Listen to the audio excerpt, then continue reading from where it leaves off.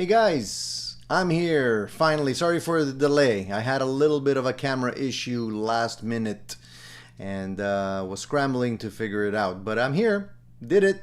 Hopefully you guys can see me and hear me. Technology, man, I'm telling you. It's all a last minute surprise. So welcome to the show, guys. Welcome to Addicted to Gear live Sunday show. Thank you for being here and making my Sundays extra special. Hope you guys are all rocking and rolling and in a good place overall. I think we have a lot of stuff to talk about this Sunday. Today's show 210, I believe. A nice round number. And I'm happy to see you guys all here. Excellent. I think we should get started. Hey guys, I appreciate you guys tuning in on a regular basis. I don't know if I say that enough. You guys make it extra special. And, you know, you guys are not just gear addicts. You're the best darn gear addicts out there, in my opinion. So welcome to the show, one and all. Whether you're new and watching the show for the first time, or perhaps you're regular, welcome. We have a lot of stuff to talk about. Yeah? All right. So, did you guys have an excellent week? I hope you guys are having a good time out there. I don't know if anybody's already on vacation. It's a little early for that, I know. But some of you might have early vacations planned. I don't have any vacations planned till later on in July. So I'm itching for the days to pass, but I don't want them to pass too quickly because I want to enjoy the summer as well. Getting some excellent weather. Yesterday was 30 degrees. It was really nice and warm. And I had a good time yesterday. So itching to start another show. So welcome, Music and Gear. How you doing? Hopefully you're doing well, okay, and you're doing, you got everything under control on your end. Ken's here. Good morning, Ken. And I know there was some chit chat in the what I like to call the green room before you guys actually jump on the show. And I think somebody here is looking at, if I'm not mistaken, somebody's considering going with an FM3. Is that you, Music and Gear?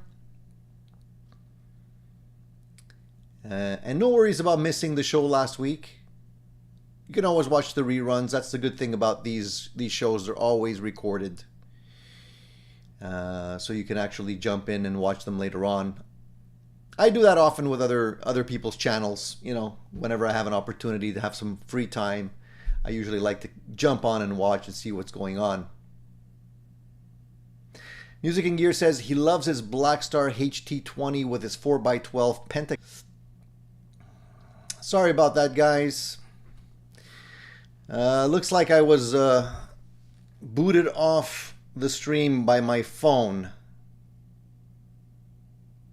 Hopefully you guys are still with me. Let's see who's still here. Are you guys still there?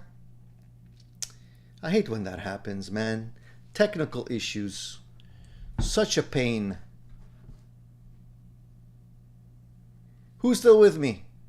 Alright, still there. Sorry, guys. Like I'm saying, my phone has a tendency to try and connect to the live stream software. And when it does that, for whatever reason, sometimes it gets booted off. So, it's great to have connectivity, but sometimes things take control, and that's not always good. Glad to see you guys are still there. All right, cool. Let's continue where we left off, shall we? Nella, it's not your crappy internet. It's my stupid software here. All right. So who do we still have? So Nella's still here. Alex is still here. D-Max, Time Surfing Alien, Jack Collins, Presley. All right, good. Hopefully anybody that got booted off will be back. All right. So just to recap from where we left off, if you guys have any comments directed towards me directly, please put a question mark. And please ask your questions now. Don't wait till the show's in full swing. Put in your questions right away, your comments right away, so we can actually get around to talking about gear. I'm rocking something a little different here today. Still the same old Sir guitar. Greg, this is the same guitar. It's the same Sir guitar. And originally this guitar had HSS pickups. I switched them to HH pickups. and same guitar. So somebody's paying attention. Greg's paying attention. I'm actually playing it through a NuX. This is a brand new NuX, the MG101. I don't know what if any of you have played this thing already. It's this little guy. I can't really show you that it's all plugged in. This little guy here. So usually I go through my Fractal, my FM9. This is a little different from the Fractal for sure, but it sounds pretty good.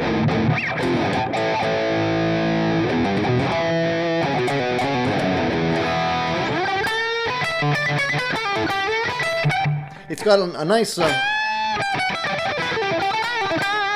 nice series of sounds built into it. It's a really budget, you know, I would say entry-level unit, but it sounds pretty good for what it does. I'm going to review that for you guys soon. This is Presley says I'm not sure what guitar Tony's playing, and I think he's tongue-in-cheek joke there.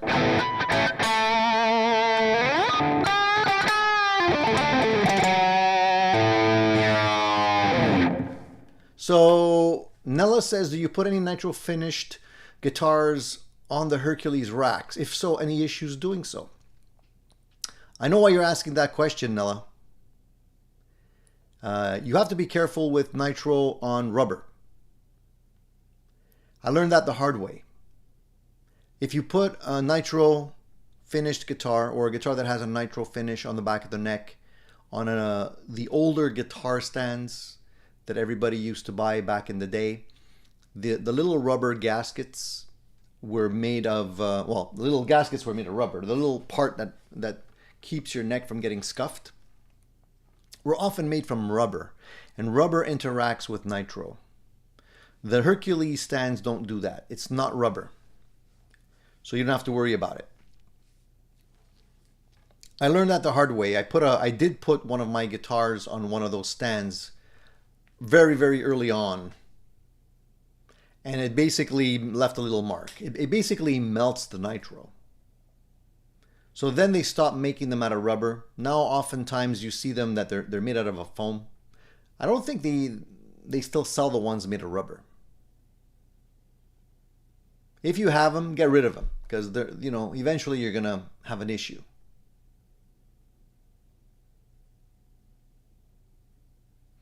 Vinny says that the foam, it's not actually foam that they use. The foam is on the bottom that holds the bottom of your guitar.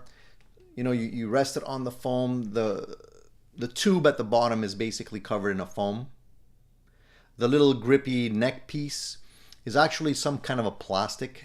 It's a soft plastic. I've had mine for a long time, and the foam didn't degrade for me yet. I don't know if they've changed the formulation. Perhaps they did that. I'm not sure. You can also wrap you know, hockey tape, the black hockey tape that's made out of fabric. You can always wrap that around it if you need to keep it in place. But I haven't had that issue. But good question. Some people don't know that. Music and Gear says, yeah, the FM9 sounds so much better. I agree. I think the FM9 does sound better, but you're looking at a humongous price difference between this and that. You know, but for everyday sounds, this one's not bad. I mean, they're not all great. Like this one, for example. Sounds a little muffled. This one sounds pretty good. It's called Smokewater Drive, so I assume it's I assume that's why they're calling it the Smokewater Drive. Anyway, it's also, guys, don't forget, I'm also going through with the unit through my Focusrite And you know, through the software and everything, it's not the highest fidelity, and I don't have it set up extremely well at this stage. So I can actually make it a little bit better by lowering the sound, because right now it's a little hot. Let me just see if I can do that. I don't think it changes anything. Anyway, Alex wants to know how your Marshall Studio Vintage is doing. Did they fix it yet? Good question. Actually, the gentleman taking a look at it, looking at the Marshall, Mr. Rick Onslow, awesome dude. I brought it to him, and he said he didn't see a problem, which is it's a nut scratcher, this nut, because I definitely heard a difference in the sound. So I'm thinking, it seems to me like it's an intermittent problem, which is harder to pinpoint, because, you know, obviously if you're not seeing the problem or hearing the problem when you're checking out the amp, hard to fix something that doesn't sound bad, right? But I do notice that it does at times go in and out. So the last time I was playing, it definitely did not sound the way it should. When I brought it to him, he's like, yeah, it sounds fine, just like a Marshall's supposed to sound. And I'm like, what? No way, it's got to be, you know, it's got to be another issue. So he's taking a deeper dive. I told him, like, look, open it up, tear it apart. Well, not tear it apart, but open it up, poke around in there, see if you can recreate the issue, and hopefully you can figure out what it is. It might be just, you know, a weak connection somewhere. It might be a little wire that is not, you know, plugged in properly. It might be a cold solder joint, whatever.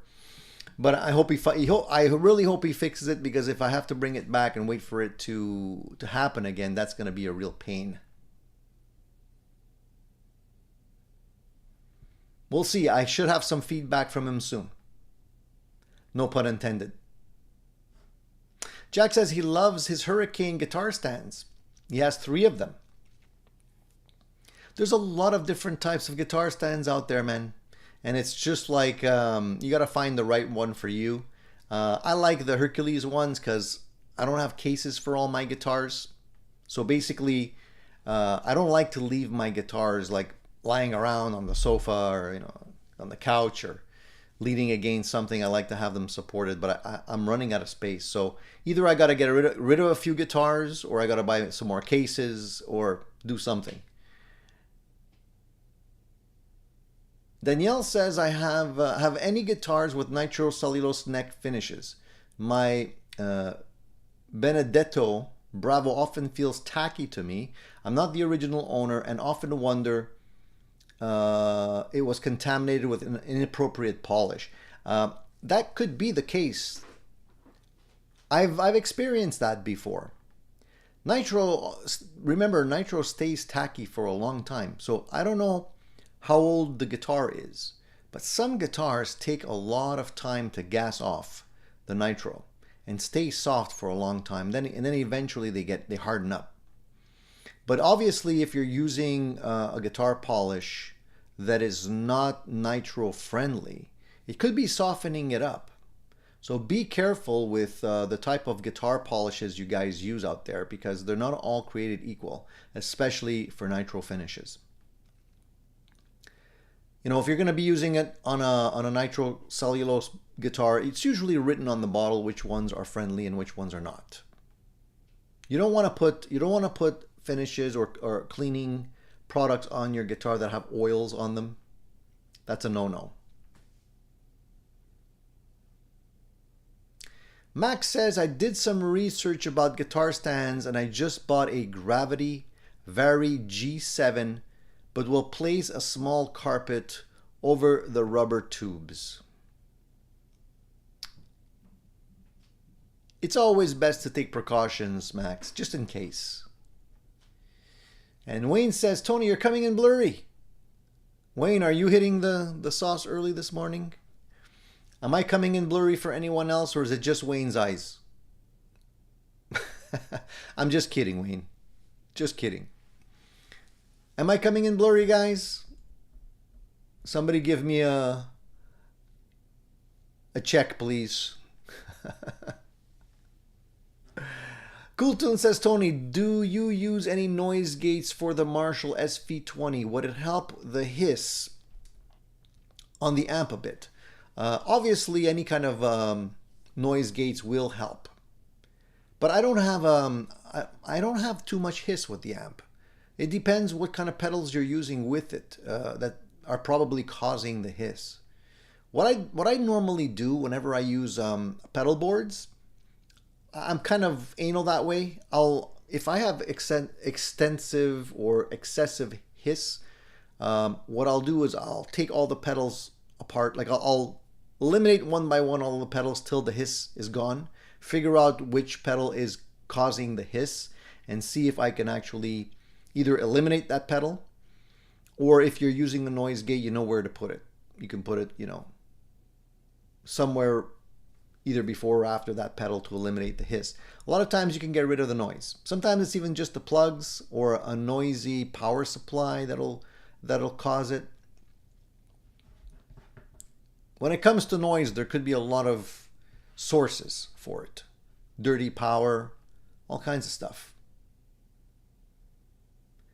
Paul says, I'm thinking of getting an Epiphone 335 and putting in a set of Seymour Duncan Fat Cat pickups that I have lying around. Would this be a big improvement on the stock pickups?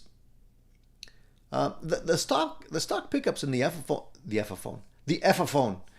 stock pickups in the Epiphone are not bad. They're pretty decent pickups. You don't necessarily have to change them out unless you specifically like the Fat Cats more, for whatever reason, whatever dynamics that they give you. But you don't really have to. I would say try the Epiphone if you're going to get one. Try it first. Live with it for about a week or so. See how you get along with the stock pickups, and then decide whether or not you want to switch them out. Switching out, pickups in a hollow body guitar like that, like a 335, is a real pain. It's not easy to do.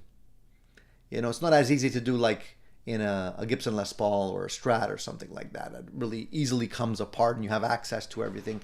You got to do some fishing through the F holes, and it could become a messy job. There's ways of doing it, but it's not an easy one. All right, so we've confirmed that it's not me. It's Wayne. Sorry to tell you that, Wayne, but it might be the eyes. I'm not sure.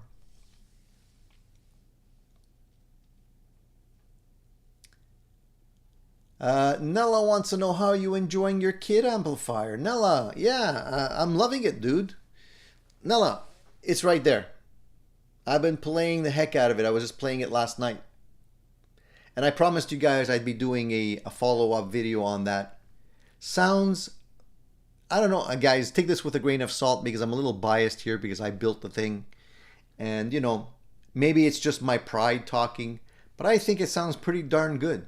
And the thing that I was worried about the most was noise issues. And the thing's pretty darn quiet. So I'm loving it. I'm loving it. And I really feel proud of the fact that I actually built that thing with my own hands. And it works. I wasn't expecting it to work.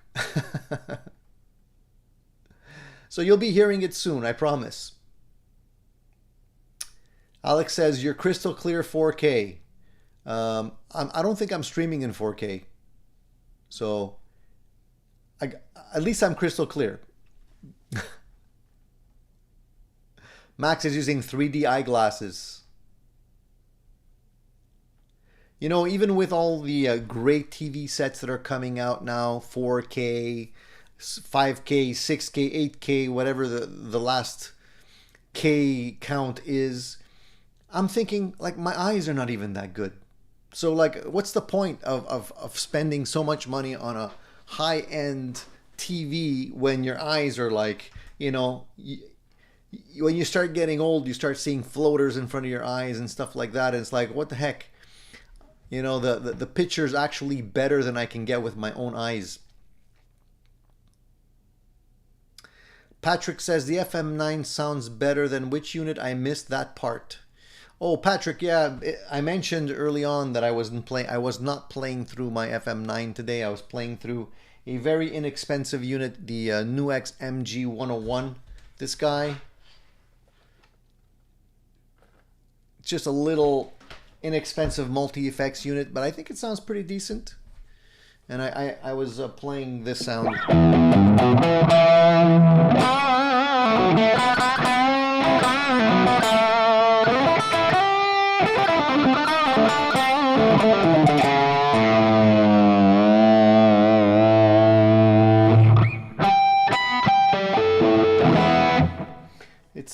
It's okay.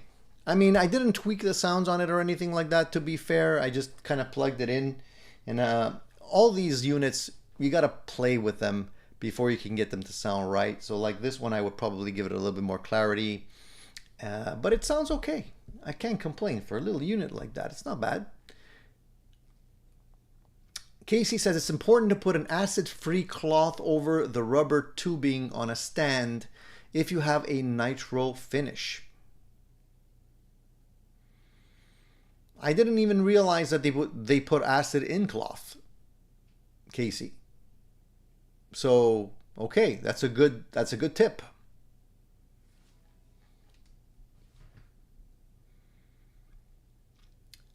Paul, how are you doing, buddy? Paul, my buddy Paul here always has great suggestions for pedals, and I always like to listen to what he suggests. And this week he's saying the Strymon pedal, not updated using 3-generation old chips, new N-Wave elemental digital delay, $35 USD, free shipping, same tech. So the M-Wave, not Wave, V-A-V-E, elemental digital delay. Interesting. Okay. And you're saying this little guy, 35 bucks, sounds just as good as a Strymon? Really? Really, really? Okay, Paul, I'm taking your word for it. I might grab one.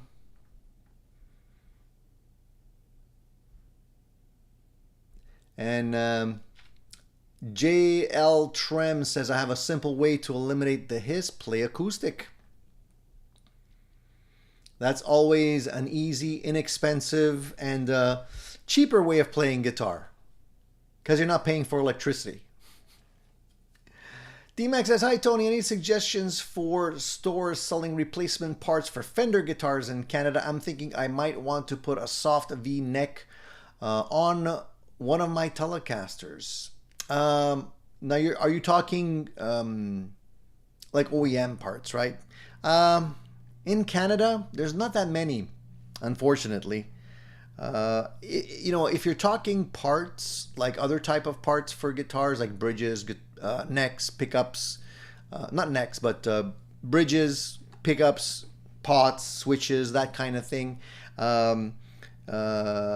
Next Gear, NG is usually pretty good for that kind of stuff. I don't know. I know they have some necks on their website. Let me just take a look. It's a great question. And since I'm always shopping for stuff anyways, I actually, here, let me show you something, guys. Let me just take this off.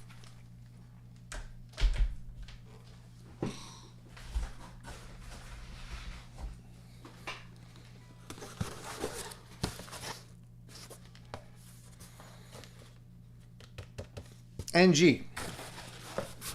I bought some stuff from them recently myself.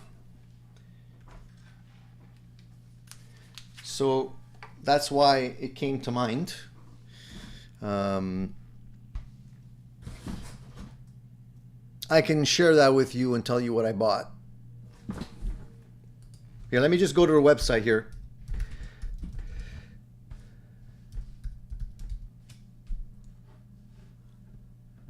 Do you guys know this site?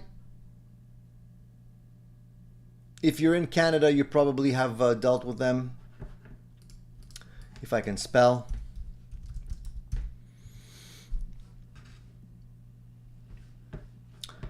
The website is Next Gen Guitars. And let me see if they have they do have guitar parts. Let me just see here really quick. Guitar and bass parts, and if my web connection would be quicker, I'd be able to get you a quicker answer.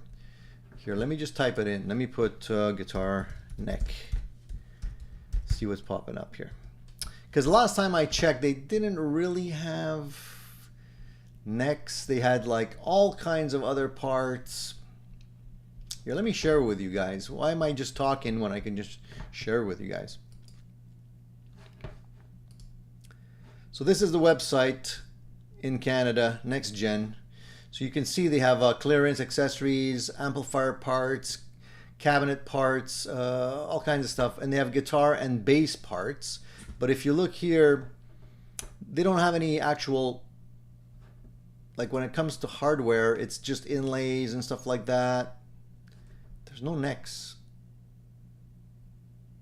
Unless they put them in another section here. No necks. But for everything else, they're pretty good. I'm pretty happy with them. So if anybody else has a suggestion, then let me know another place in Canada that would be good for parts.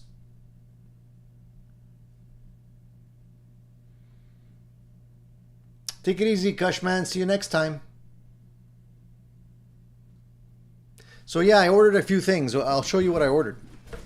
What did I order? Nothing great, little things.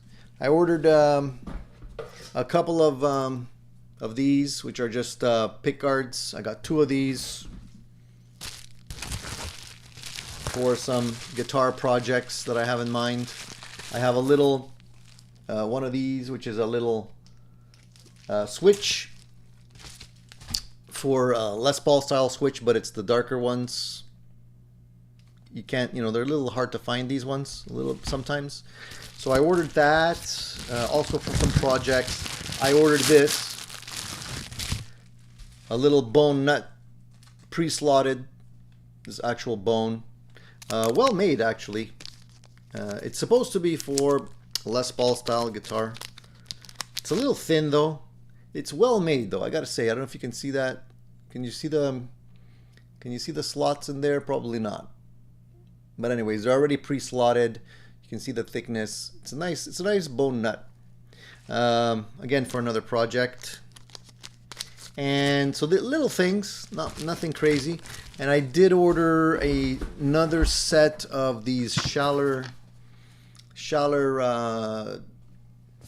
tuners, because I updated the tuners on one of my SGs.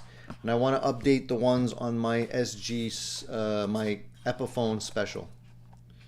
So it's this type. And Schaller versions with the nut. And these are direct drop-in replacements for the ones that are all on that guitar. I don't like the plastic, the little oval plastic tuners that it comes with. So I decided to get this. I'll do that update soon. That's about it. Nothing else. So what are you kids buying? What are you kids eyeing? Are you any of you buying anything new? Anybody out there already have the new Katana version 3? I'm wondering if anybody's purchased one. There's a lot of interesting sound samples already on the internet. I like what they're doing. It's going to be a hot seller for sure. They're going to sell a ton of those amps. So if anybody, you know, doesn't mind having a tube amp, transistor instead of a tube amp, I mean, I think those are a great starting point.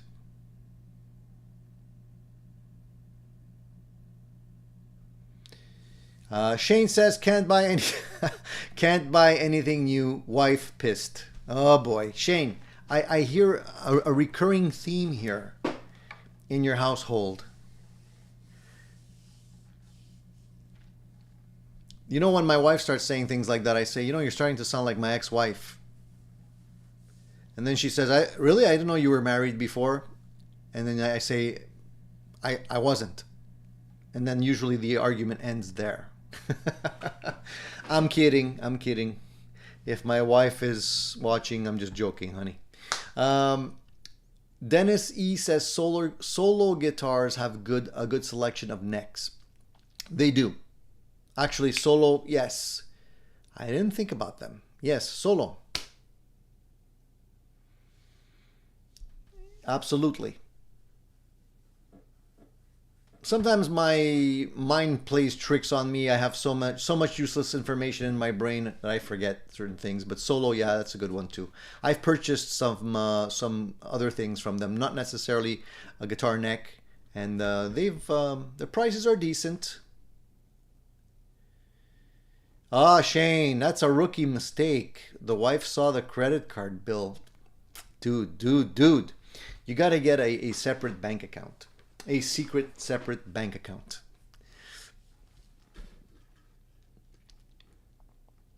So Wayne says, I'm loving my new to me original 69 Fender Mustang in competition burgundy. Sounds sweet. Very nice, Wayne. How long have you had it? And Dan says, my latest impulse buy. I love impulse buys. Those are great. ESP George Lynch Desert Eagle. Very sweet. Very cool, Dan. Congratulations on that, man. So how long did it take? I mean, when we say impulse, how long was it? Was it like you see it, you bought it? Did you have to think about it a couple of days? Nella says the Epiphone Firebird is an excellent guitar. I did try one of those in the guitar shop recently. I've never owned a Firebird, and I always found them interesting, but I wasn't sure what they would feel like. And it's a kind of an odd feeling guitar because the body is kind of thin like an SG, yet it has a bigger shape to it, and the neck does feel different. It was cool. It felt cool. But I don't have the desire to own one yet. Maybe perhaps I haven't found the right one yet.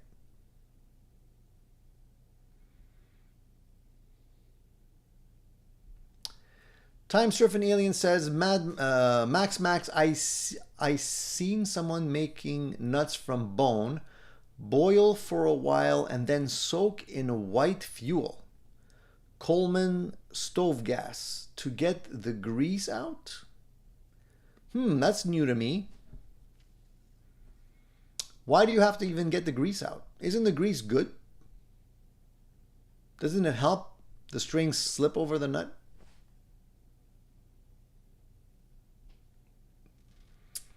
Jean-Pierre says, publicity froze during your show. Have to leave your show. Damn, YouTube. Damn, YouTube. We should all start sending nasty messages to YouTube. Get rid of the ads. Yeah, I don't think that's going to happen. They're only making a gajillion dollars off of those ads. And throwing a few, I would say cents, but it's not even cents. It's fraction of cents to the peasants that are creating the content. Like me. I'm a peasant. So D-Max says, I've played the new Katana 100. It's worthwhile. It's a worthwhile buy in my opinion if you're looking for something like that. Yeah, I mean, if you're looking for something inexpensive, I mean, it's pretty flexible. It's loud enough to gig with. As I mentioned previously, I'd be interested in grabbing one of the new head versions, just so I can take them with. I can take it with me for a rehearsal, not have to worry about shaking it around, rattling the tubes. It's going to be, I think, pretty resistant to any kind of damage. So eventually, if I start seeing the version 3s on the marketplace, I probably will grab one, but you don't see them too often. The head versions, I mean. The combos, you see them, you could buy them all day long. There's a lot of them floating around out there.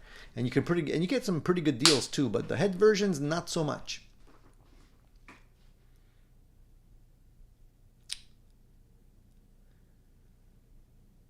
Steve says that's a great way to move the conversation away from a guitar, Tony. You're free to use it at your own risk, Steve. No guarantee you're not going to get a black eye. Just saying. Especially if you're married to an Italian woman. They're feisty. Nella says, I bought my brother a Gretsch, a G2655T Streamliner the other day for his birthday. $299 brand new from Adorama. Couldn't pass it. Doesn't Adorama sell camera equipment? They sell, am I thinking about the right store? I thought they sold camera equipment. I could be wrong. Well, listen, first of all, that's an awesome birthday gift. So your brother's really lucky. $299 is a great deal, I gotta say too. I grabbed one for that price. And it was brand new? Wow. You know what? I've never owned a Gretsch. I've played them, but I never owned one. So I just want to go to the website because I want to see if I'm thinking about the right store. Maybe I'm like having a senior moment here. Bear with me, guys, please. Yeah, they sell camera equipment. That's the company I was thinking of. They have Guitarist too. Really? Hold on a second. Maybe in the States? I'm putting in Gretsch in the search term. What do you know? They have guitars. What? No way. You mean for 54 years I've been visiting this site not knowing that it's that they sell guitars too? What the? Okay, I'm going to share this with you guys because this is news to me, man.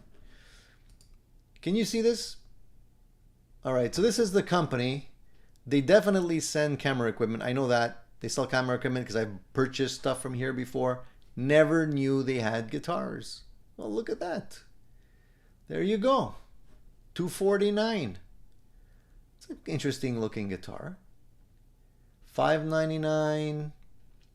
Yeah, man, they got Gretsches. Who knew? So this is why I love the Sunday shows. Because you guys teach me something every Sunday that I didn't know. This is why it's great to communicate. Now we're getting into the expensive ones here. $3,499. Limited edition Paisley Penguin electric guitar, black Paisley. Sweet. Okay, well, it may be time for me to get a Gretsch. Did any of you guys know this? Like, am I the only guy who didn't know this before?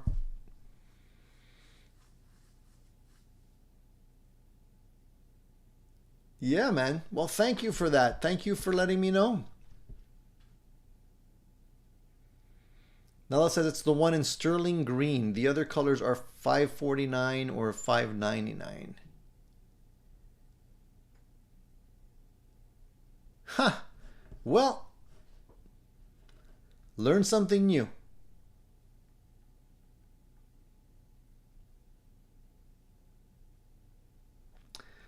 So Max says one way for wifey not to complain about guitar buying is for you to buy her a guitar.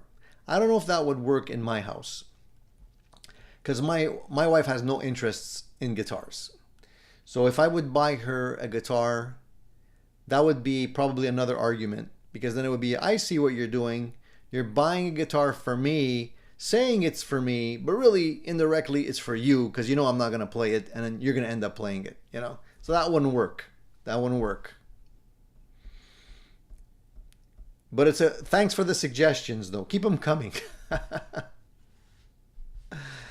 Yes, I agree. Classic design on those Gretsches. Yeah, very cool. How many of you out there have Gretsches? That's a guitar I still haven't pulled the trigger on, you see? I've been late with the SGs and I'm late with the Gretsches. I think it may be time.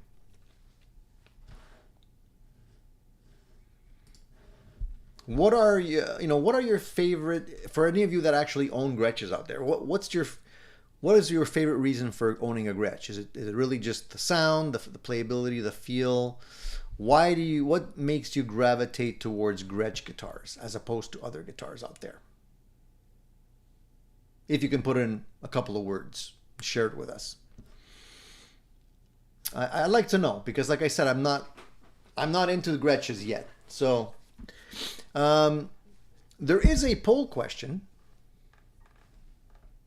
Charles75N says, got mine. So Charles, what's pulling you towards the Gretsch? What is it, in your opinion? What makes a Gretsch so great?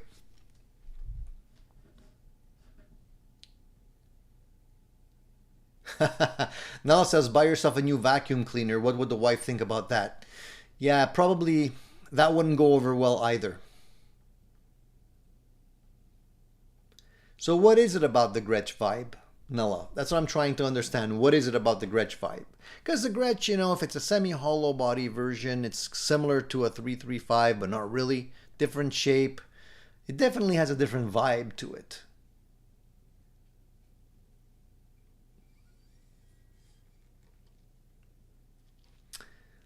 JL Trem says, my wife hasn't noticed the last 4 guitars I bought. Probably because I have so many she can't keep track. That's a good strategy. That's kind of the strategy I use also. And if you buy them in the same color, it makes it harder. Heck, I don't even remember some of the guitars I buy. So how can I expect her to remember? Yes, Brian Setzer did play a Gretsch. Probably one of the more famous Gretsch players out there. They do use Filtertron pickups. Definitely have a little different flavor to those pickups as well. So Gene says the Filtertron and the Broadtron's glassy bell-like tones. Filtertrons and the Armand pickups style and Bigsby. And Alex says they're definitely not a guitar for rock unless you're Malcolm Young. Is that true? Are there no other rock and roll heavy rockers that are playing the Gretsch? Is that true? Let me think. Who else plays a Gretsch that's more of a heavy rocker? Didn't Ted Nugent play Gretsch guitars for a while too? I thought I saw him with a couple. George Thorogood, didn't George Thorogood play Gretsch at some point?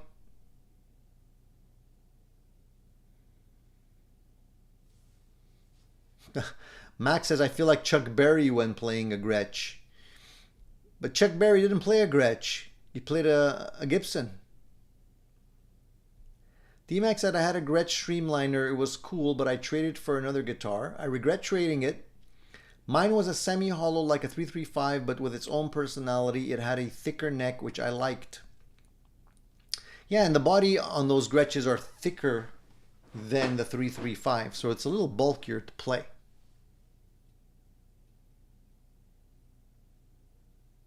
Shane said, I had 3 guitars hidden from the wife, but one got exposed today. Dun-dun-dun.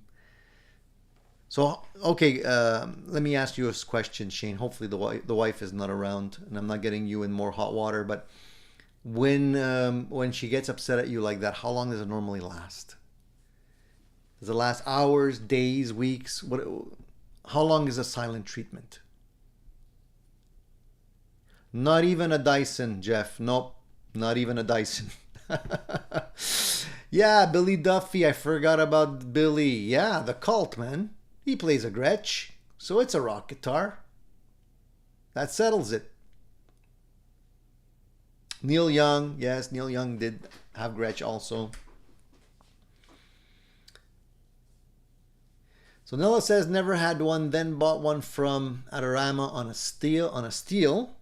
The neck feels great. I bought 3 more since, all on a killer sale. I like the master volume control with treble bleed. So this is the reason why I'm maybe staying away from the Gretsches. It's because if I buy one, if I like it, you know there's going to be more coming, right? So I went from like 0 SGs to 3 SGs in like a matter of like, I don't know, 2 months, 2 months and a half. So that could be dangerous.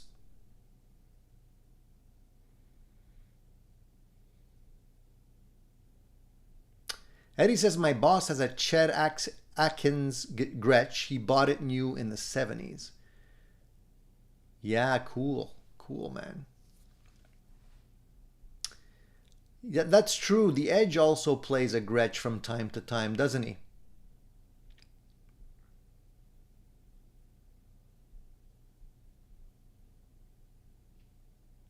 And Mike Campbell, Tom Petty. Yeah, Eddie, that's what I was asking. Didn't Ted Nugent play a Gretsch in the old days? I remember him seeing with like a white Gretsch. Am I dreaming?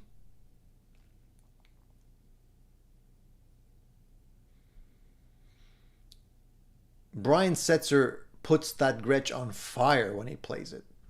That guy's an awesome player, man. I've always, like, I'm not into that bebop type style rockabilly, but the man is at another level when he plays that Gretsch. Yeah, was Bo Diddley, that rectangle guitar, was that a Gretsch too? That was a weird looking guitar.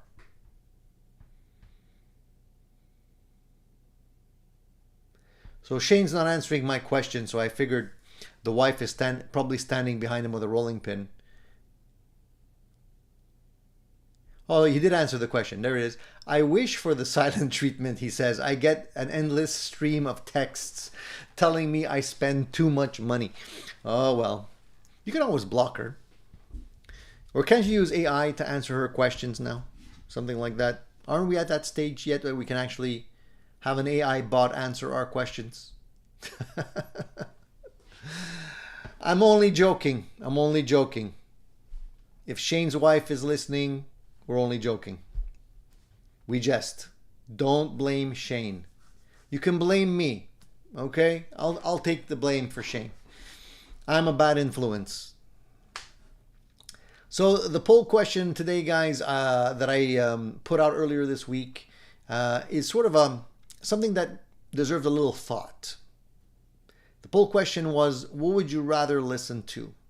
Would it be like a boring song with a very good solo in it, or the inverse, you know, an excellent song with a really like crappy solo in it?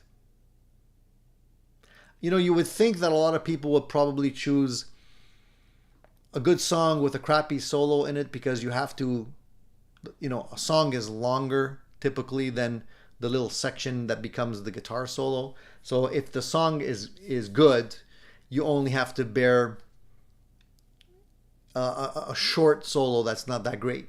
Where the other way is, you know, you're listening to an entire crappy song just for a really short, awesome solo. So I'm curious to hear what you guys think.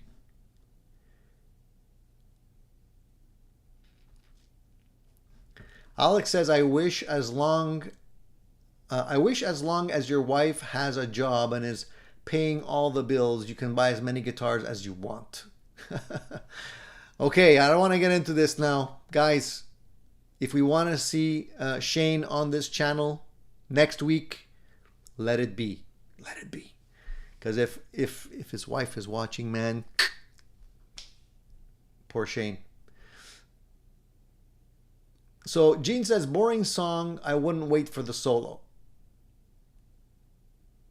That's true. That is a good point. You have to kind of get through the boring part to get to the solo.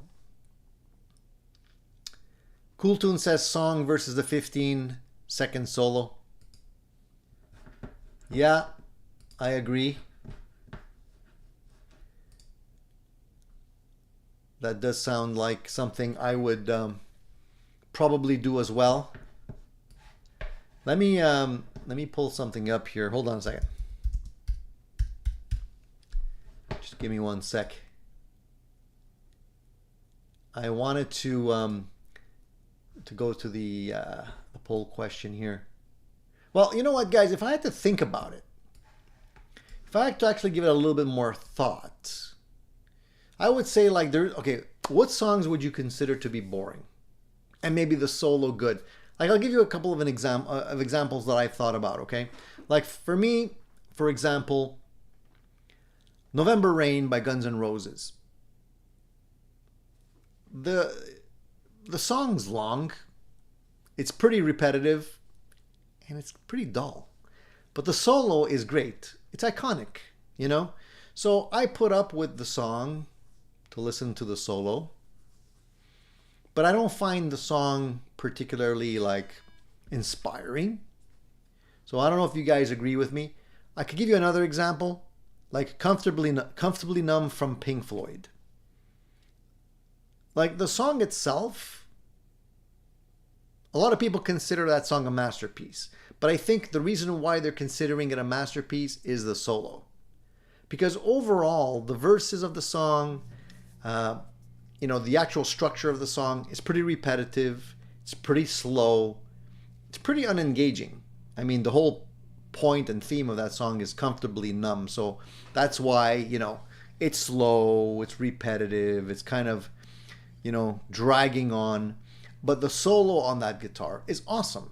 So I'll put up with that song over and over again just to listen to that masterpiece of a solo.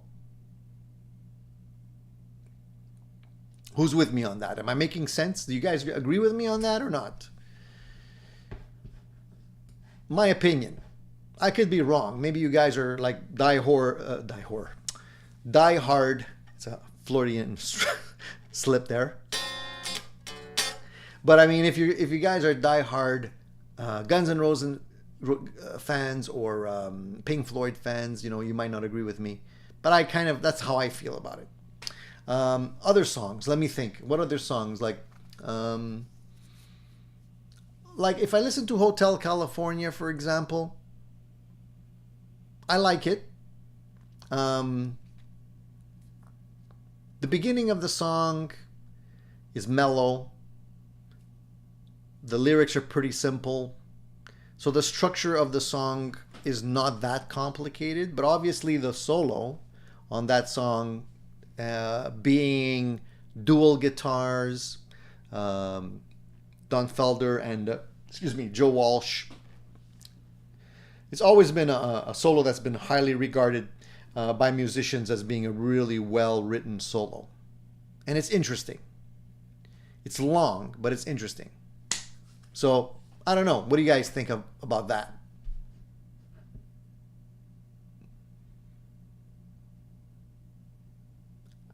It's been played a lot. Hotel California has been played a lot. A lot of people are fed up with that song because it's been overplayed.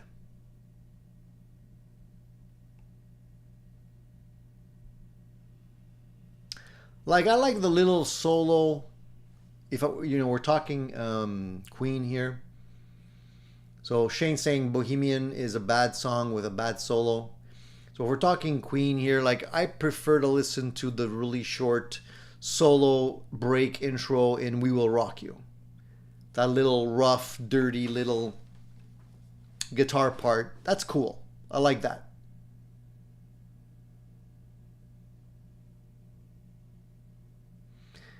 You know, we can throw Eruption in the mix as well, but Eruption to me is not really a song. It's a solo. Like I wouldn't call it a song. There's no verses, there's no chorus, there's no singing.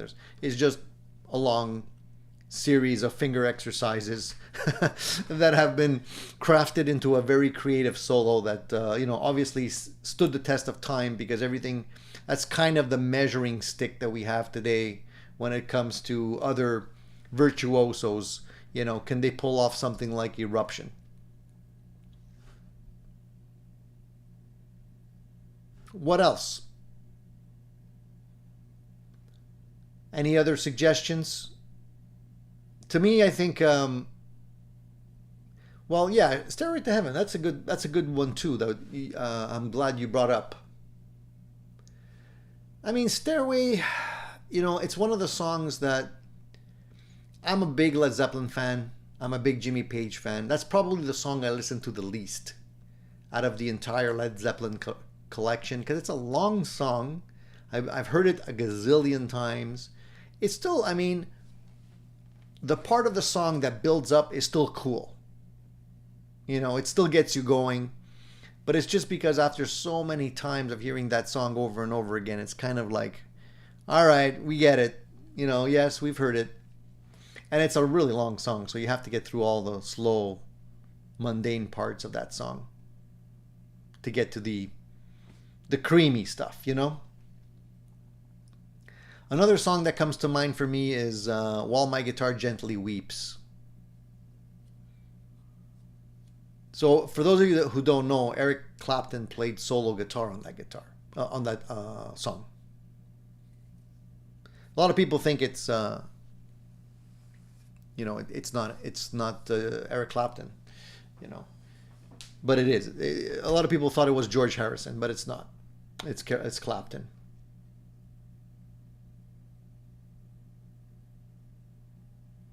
So that's an example of, I mean, the solo's quite nice. The song is a little bit, you know, melancholy. It's a nice song. Yeah, I won't even get into Zappa, man. Oof, Zappa, that's a whole different level. But we're talking, you know, which one would you prefer? The boring song, crazy solo, or, you know, vice versa? For me, Zappa is like, I don't think there's a dull moment in any of Frank Zappa's songs. They're all crazy. So,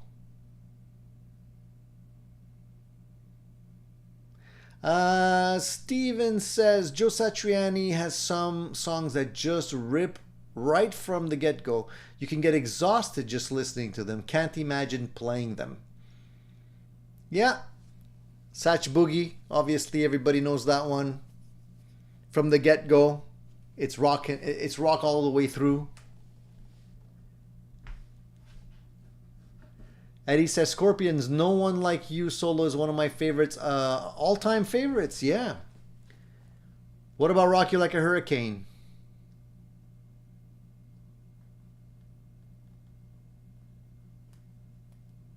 Paranoid. Yeah. Very cool. Very cool. Well, there's a lot of them out there, guys. Just that you have to spend some time thinking about it. We'll get to the poll question in a couple of minutes. We'll actually get there and see what the results are. I wanted to mention something because we did mention Satriani just a second ago. And I don't know if you guys heard this, but you know they're rehearsing, right? Satriani, Hagar, John Bonham's son, and Michael Anthony. They're rehearsing right now for a tour. But it seems like the rumor on the rumor mill is that Joe is switching out his Ibanez guitar to play a Van Halen guitar, and there are some pictures of him playing a striped, looks like an EVH guitar. So that's quite interesting because, you know, he isn't being endorsed by Ibanez. So for him to drop an Ibanez guitar, maybe it's just during the rehearsals and then he'll go back to playing his Ibanez guitars. I'm not really sure. But he's been quoted as saying that he's realized there's no way to play the Van Halen stuff on his rig. It's a different animal. So he switched out his Ibanez guitar to play Van Halen material on the Best of All Worlds tour. And I've actually seen some pictures of him. Not only is he playing a different guitar, but he's also playing a different amplifier. Which is interesting because he's got his own signature amp as well. So in the pictures that I've seen, he was playing the EVH striped 78 Eruption guitar for the shows, the black and white version. So we don't know if this guitar was custom spec'd or not, but it's just something that he's using right now. And the interesting thing, he's also switched out a couple of pedals, 2 EVH pedals, an MXR Phase 90, a flanger, We can spot that on the pedal board. There's a Boss CE2W chorus pedal in there, as well as a Boss DM2W delay pedal, TC Electronics sub and up also, and a Vox Wah. So it looks like he's switching things up. Should be interesting to see what he comes out with. And this was on Instagram, if I'm not mistaken. I think Sammy was posting some video clips of them practicing. And he was just panning the room, and you can definitely see that stuff there. So it looks like the rig is changing. I think I even have a photo of that. Let me see if I can share that. Hold on. Hold on, guys. Hold the phone. I think I do have a picture here. Let me see if I could... Let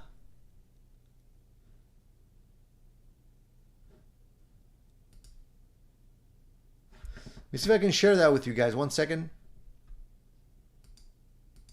Whoops. Oh, man.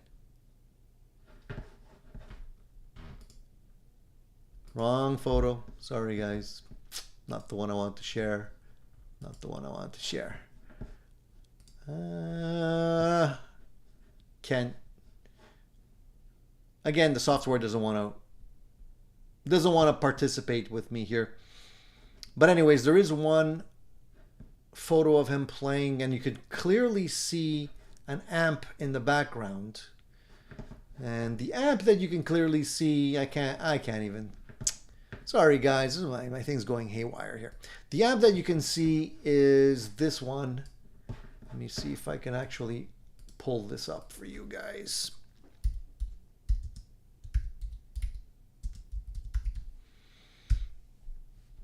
It's this one. You guys probably know third power amps. You've probably heard of them before.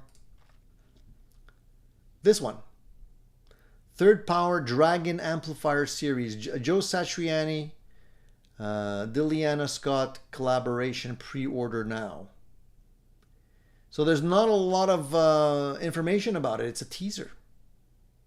But this is the one he's using. Very different looking amp. Third Power makes some really good amplifiers, I have to say. I don't know too much about this one. I don't know if they even have any information on it yet. Let's see. Yeah, there he goes. Collaboration with Joe Satriani, so it comes in a combo unit as well too. Very cool. So you have all the information: preamp processing, plexi, cascade switch. So it's, I guess, made to sound like a plexi. Because here it says plexi clean and crunch tone in cascade mode. You'll find an abundance of gain, saturation, and sustain that remains clear and articulate. So there you go. Dual tone stack circuits, vintage and modern. So basically it's a JTM45, I guess, flavor in the vintage mode, JMP in the modern mode, around late 67. Interesting. Well, I think a lot of people that are Van Halen fans and looking for an amplifier might find that interesting. You never heard of Third Power Amps, Max? Then you're missing out, dude. They make great stuff. You want to listen? You want to go and listen to some clips of some of the Third Power stuff. It's pretty crazy what they come up with. So anyway, so that's what's happening on that tour. Oh, and there's other big news. Considering we're talking about vintage Marshall tones and whatnot, apparently Marshall has a new CEO. This is big news, guys. Because we don't know what the changes are that are going to be coming.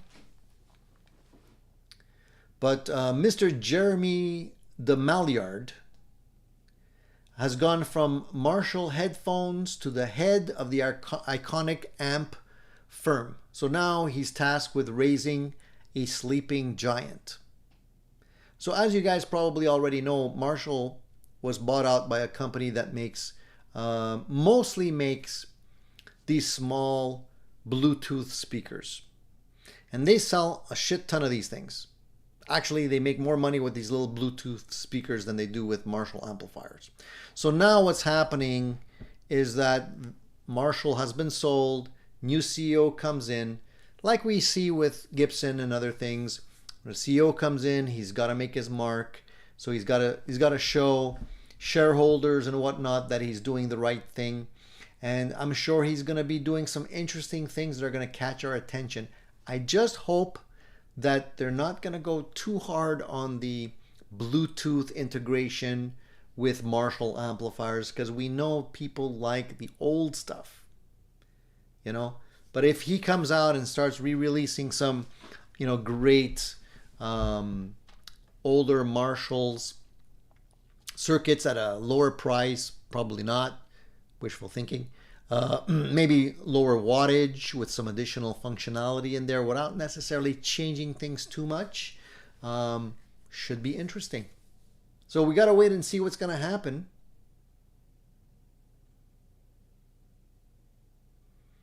Maybe they're going to go back into handmade versions. Who knows? Rip a page out of Gibson's playbook. I don't know. But it should be interesting times coming up.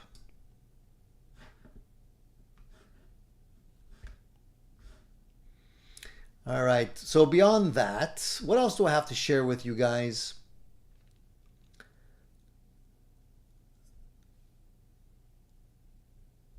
I don't know if there's anything else you guys... There's no questions coming in from your side. I'm hogging the whole channel here.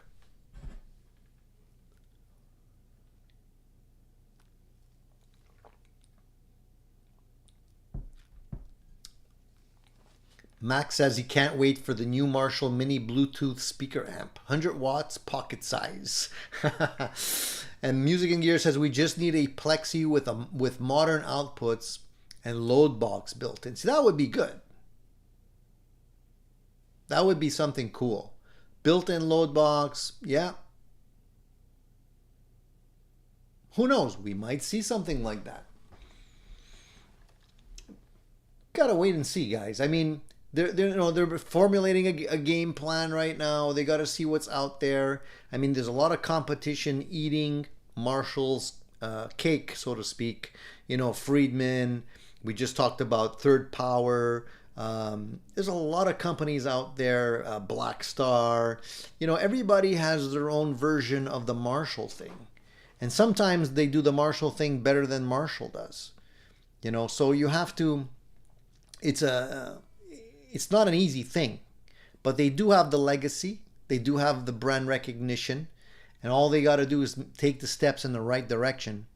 And we're talking, you know, lots of sales. As long as they don't start making their stuff cheaper or overseas, you know, who knows? We'll see. We'll see.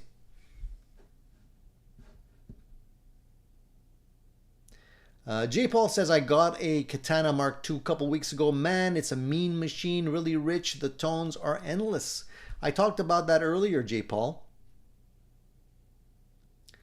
I forgot to mention, guys, if you're lurking in the background and you can't chat, it's because you have to subscribe. If you're not subscribed, you won't be able to chat. So please subscribe. It takes a minute, then you'll be able to jump right in. Sorry, I usually mention that at the beginning of all this, and I forgot. All right, Eddie says, Tony, what kind of spray paint would you recommend to paint a guitar body? That's a great question. It all depends on what you're trying to achieve. A lot of people will use like rattle cans right out of the hardware store. You can go to, you know, your favorite auto parts store, and you can get paint that is made for cars, car finishing. Sometimes you can find nitro. Some kind of lacquer. Really it's a question of, you know, color, if you want to go nitro or not. A lot of people will even use Rust-Oleum, which I don't really recommend. I usually at least go lacquer. And there are dedicated places now you can grab some really cool paints. I did some reviews on that as well on my channel. You can go back and take a look. But you know, StewMac has rattle can finishes now. There's a lot of places you can get paints these days that are made specifically for guitars. You can get them also painted for you if you don't want to do it yourself. Oxford Guitar Supplies is one of the companies that I've used. They have nitro paints if you want to get something there. They have a lot of selection. So if you're looking at different colors, vintage colors, you can buy them in these rattle cans ready to go. They ship to Canada, which is great because sometimes you can't get these things in Canada. And you have all the standard colors. So the Royal Purple Metallic is the one that that one was actually made for me. And that's the color I used on my my purple Telecaster back there. That was a spray can finish. So before I asked them to mix the colors. They didn't have this color. So that's actually mine. Then they have all the classic Fender colors as well here. You can see those. They have some excellent information. So you can go here and you can look at the classic finishes, so Fender or Gibson. So if you want Gibson colors, so you can see here you have transparent red, you have the gold top finish here, Phelan blue, you got the what you can use to do the sunburst finishes as well. So that's a good place to start.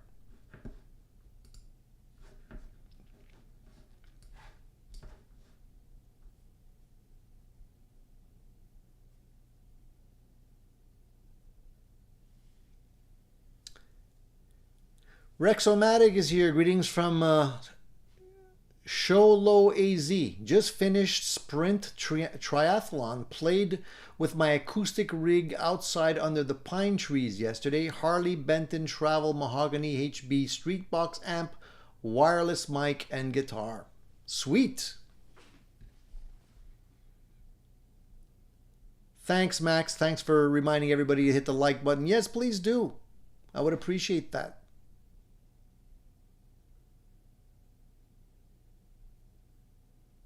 Eddie, there's other places you can get the spray paint for less than StewMac. That's the thing with StewMac, is the shipping's quite expensive. So yeah, I kind of agree with you on that one. But you don't have to go StewMac. You can go to your favorite auto parts store and get lacquers from there. They work just as good. Alex says, I want to get a Seriatone head. How do you pronounce that? Chupabaccara? I can't pronounce that. I know which one you're talking about.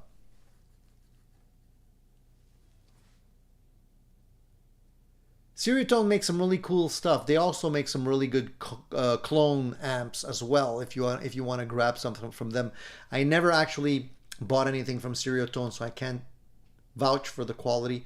But the build seems to be really, really well done. So I'm sure you'll be happy with anything. Chupacabra. Chupacabra. Yeah, that's the one. Good evening from Germany. Hey, Rico. Nice to see you, buddy. Thank you for slipping on in. Did you guys hear the news about Guthrie Govan? You remember Guthrie? Guthrie, I feel bad for the guy in a sense, because the guy's an awesome player. If you guys don't know who I'm talking about, just Google Guthrie Govan, Govan.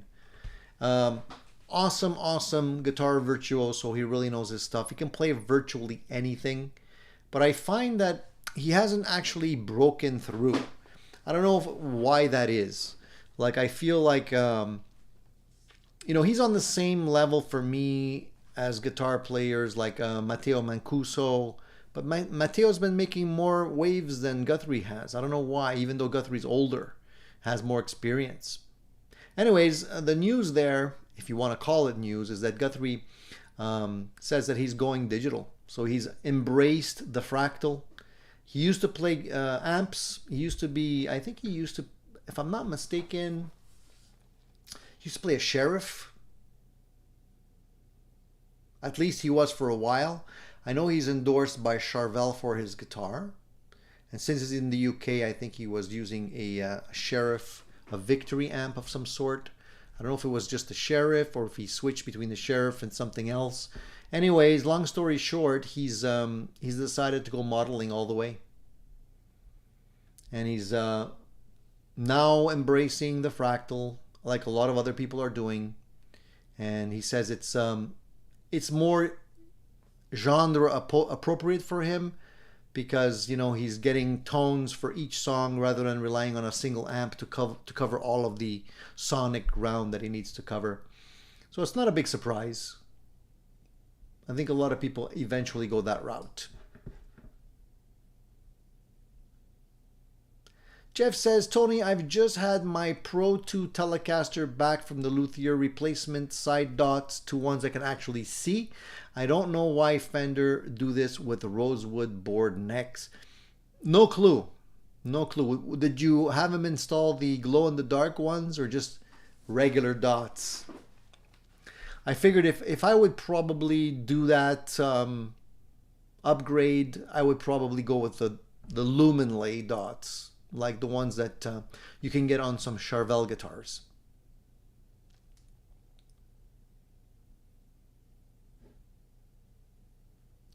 Alex says Guthrie needs the song like Eric Johnson has Cliff of a Dover. Guthrie has nothing. But he's got some crazy stuff, man. If you listen to his stuff, maybe it's a little too crazy. Because it's kind of on the verge of... like, how do you categorize Guthrie's stuff? It's kind of a mix of rock and fusion, even a little bit of jazz. It doesn't fit into a category easily. I think that's why. Eddie says, if Guthrie can't make it, I have no chance in hell. The thing is, Guthrie's stuff is not radio friendly. Neither is Matteo Mancuso's stuff. Like, you're not going to hear his stuff being played on the radio. In both cases, you're not going to hear his stuff being played on the radio. Even, you know, Joe Bonamassa, at least here, rarely do we hear him on the radio. So he's going to have to make his money from touring. Yeah, the Victory, this the V30, Jeff. Yeah, it was made for him. I knew it was one of those amps. I just couldn't remember which one it was.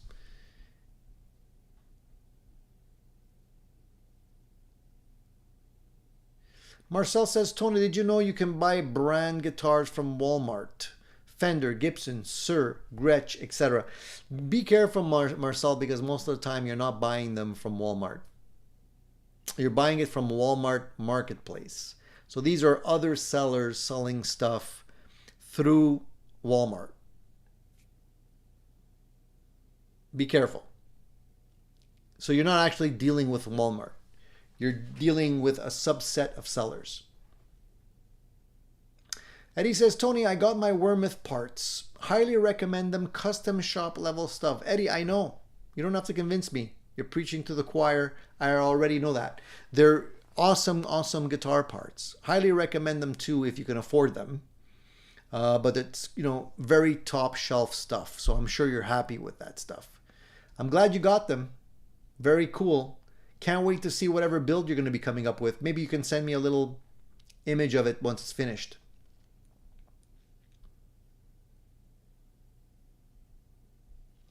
Yeah, Stephen, I agree. Guthrie is a musician's musician.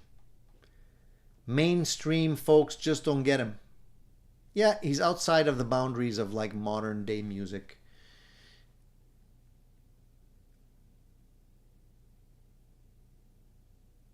J. Paul says, Adorama has great deals on guitars too. The customer service is off the charts. Extreme shipping care. So that's something I didn't know. So I appreciate that.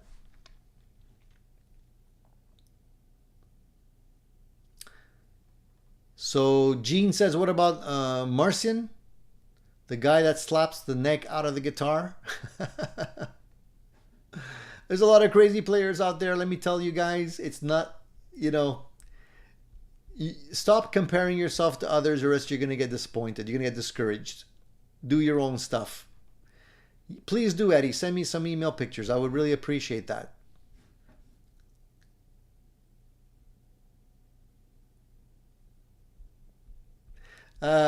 We were talking about Van Halen and the tour and everything earlier. Did you know that this is something I didn't actually know till recently, that Van Halen was opening for Journey back in '78, and Journey was so, I guess, shook up about having Van Halen on the tour with them, because they were rocking it out every single night, hitting it out of the park, that they were trying to get Van Halen kicked off the tour.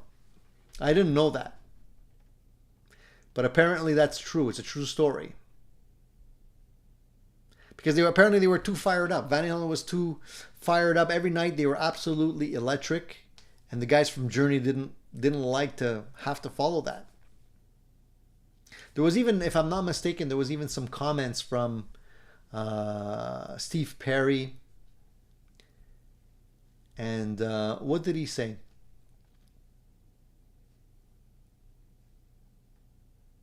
So he says, this is a quote from Steve Perry. He says, "Now you got to remember that Eddie Van Halen and the group were on their first tour with Journey, and we brought them out to open at 3,000 seaters, which we were doing at that time.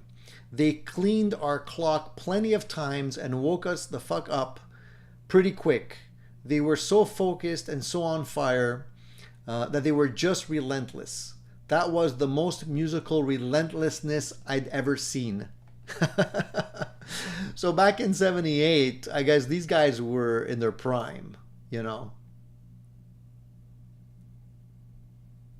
You know, Neil Schon is not a shabby guitarist himself, but I wouldn't want to come on after Eddie Van Halen and the boys, that's for sure. Anyways, just wanted to share that with you guys in case you're a Van Halen fan.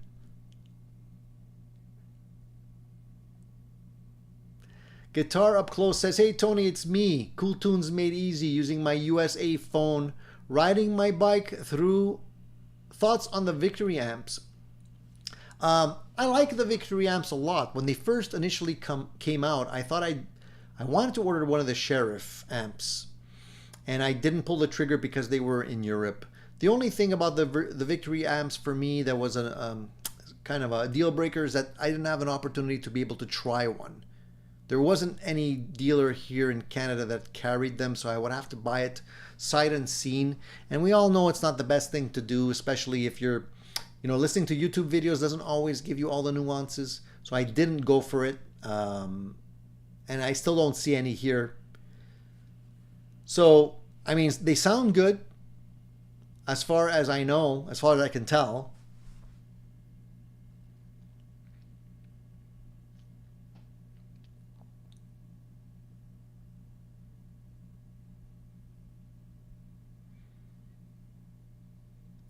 Paul says 99% of the great players we know are very good at self-marketing, selling yourself as a brand, as everything. I met a guy as good as Stevie Ray Vaughan, but it's not just marketing, it's also luck. It's luck, it's dedication, it's persistence, it's being at the right place at the right time. So many things, so many things.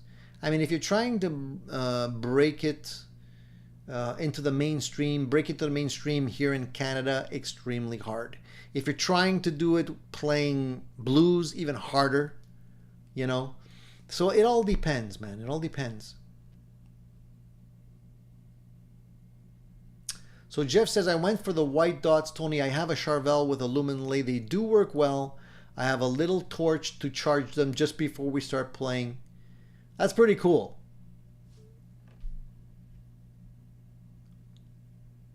Alex says he saw a guy with no arms playing the guitar with his feet. He sounded incredible. I saw that guy too. So every time I think that I don't want to practice or it's hard, you know, I think about this guy, right? Don't tell me it's hard after watching this guy play. You know, if anybody has it hard, it's this guy.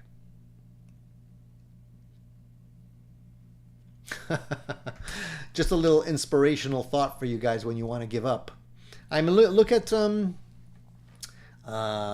Jeff Healey, man. He was blind. He was blind.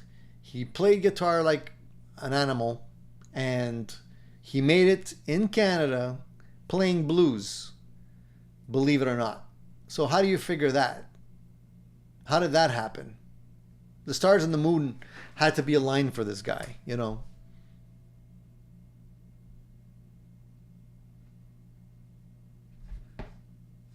All right, guys, I think we're going to wrap it up. I've been on for almost an hour and a half so far. Let me just look at the poll question real quick and give you the stats on that. Can't leave without checking out the poll question.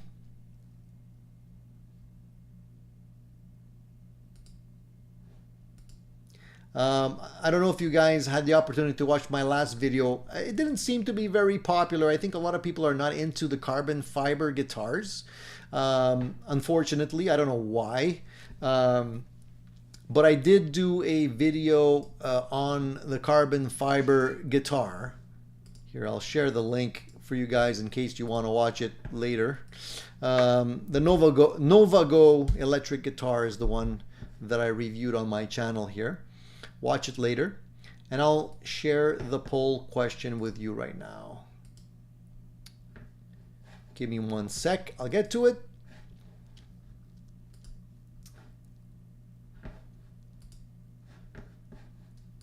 Nothing wants to work for me today. I don't know why I'm having such issues with all of the... All right, here we go. So the poll question was, and we have 226 votes on this poll question. Very simple question. Would you rather listen to A, a great song with a mediocre guitar solo, B, a mediocre song with a great guitar solo, or C, a great song with no guitar solo? And believe it or not, which one do you think got the most votes? A great song with no guitar solo. So maybe the age of guitar solos is done. Maybe we don't even need to worry about playing guitar solos anymore. What do you guys think? Looks like it, because 48% of you said a great song with no guitar solo is the way to go, believe it or not. Wow, I'm actually surprised. Second on the list is a great song with a mediocre guitar solo at 28%. So you'd rather listen to a great song with a mediocre solo, so you don't really care about the solos. And 24% of you said a mediocre song with a great guitar solo. So these are the die-hard guitarists out there that are really just living for that solo. Interesting, very interesting, this one. And there was a couple of interesting comments as well, so I'll just share those with you real quick. Somebody said, I mainly look for interesting chord/harmonic structures as well as a great melody line in a song. If the guitar solo is present and well executed, it will accentuate these features and thereby enhance my enjoyment. Sounds like a musician talking here.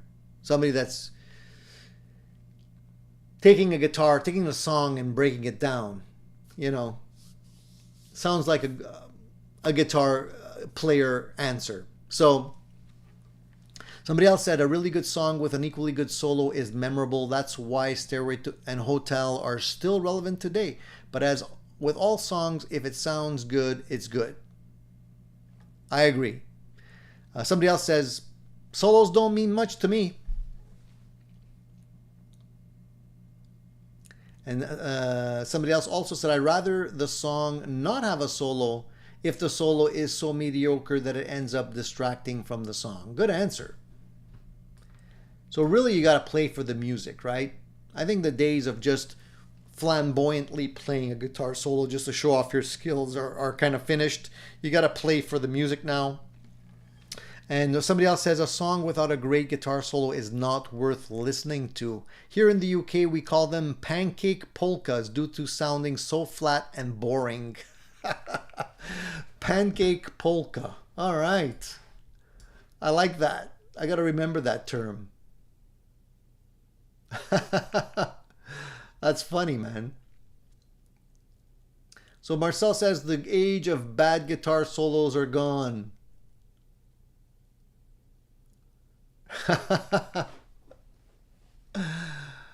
That's really funny, man. Steven says, of course, the top of the list wouldn't have been a great song with a great solo. And Danielle says, like a guitar solo that is tasteful, not one that's only a guitar player, that only guitar players would love. And Vinny's World says, I think the worst examples of this is when the new metal guys, some of which had semi-decent songs, started to add crappy solos just because. Yeah, I kind of agree with you, man.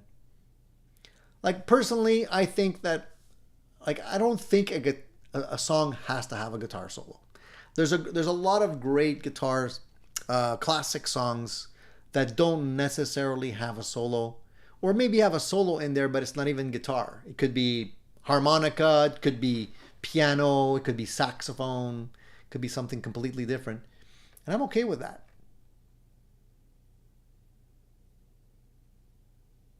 And J. Paul says, gotta have a catchy melody, otherwise AI will find one for you. Don't even get me started on AI, J. Paul, because I know that's a slippery slope.